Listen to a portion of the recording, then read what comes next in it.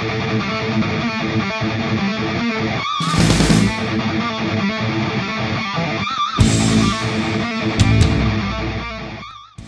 Sobat Militer. Rusia dan Ukraina tengah berkonflik dan menjadi sorotan dunia. Konflik kedua negara tersebut dinilai dapat melibatkan banyak negara-negara lainnya. Penyebab konflik Rusia dan Ukraina salah satunya adalah keinginan Ukraina untuk menjadi anggota NATO. Namun, keinginan tersebut ditentang oleh Rusia. Lantas, apa yang dimaksud dengan NATO?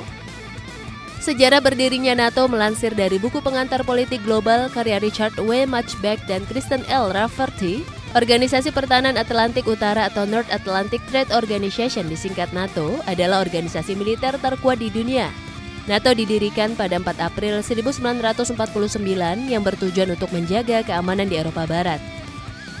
NATO menjadi aliansi pertama pada masa damai dengan sebuah sekretariat permanen dan sebuah markas militer yang menjadi representasi komitmen Amerika Serikat untuk agresi Uni Soviet. Sejak Perang Dingin berakhir, NATO berusaha agar tetap relevan. Hal ini dilakukan dengan melakukan ekspansi ke timur ke perbatasan Rusia untuk menyebarkan stabilisasi dan demokrasi militer Eropa Tengah dan Timur. Pada tahun 1990, bekas negara Jerman Timur masuk ke NATO.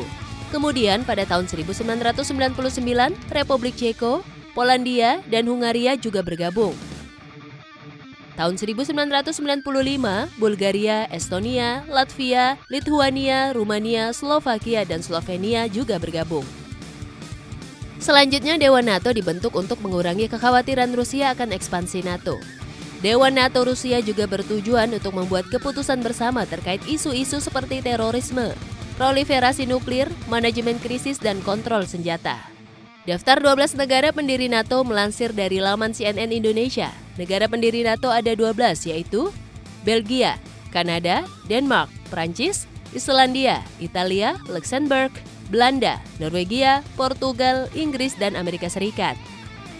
Landasan berdirinya NATO diawali dengan penandatanganan Pakta Atlantik Utara atau dikenal dengan Perjanjian Washington. Perjanjian itu ditandatangani di Washington DC pada tanggal 4 April 1949 oleh Menteri Luar Negeri dari 12 negara pendiri.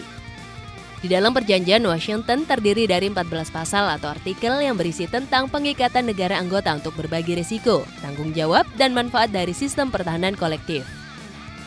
Setelah itu, 5 bulan setelah penandatanganan, Perjanjian Washington diratifikasi oleh parlemen masing-masing negara. Perjanjian ini juga telah mendapatkan legalitas resmi dari Perserikatan Bangsa-Bangsa atau PBB.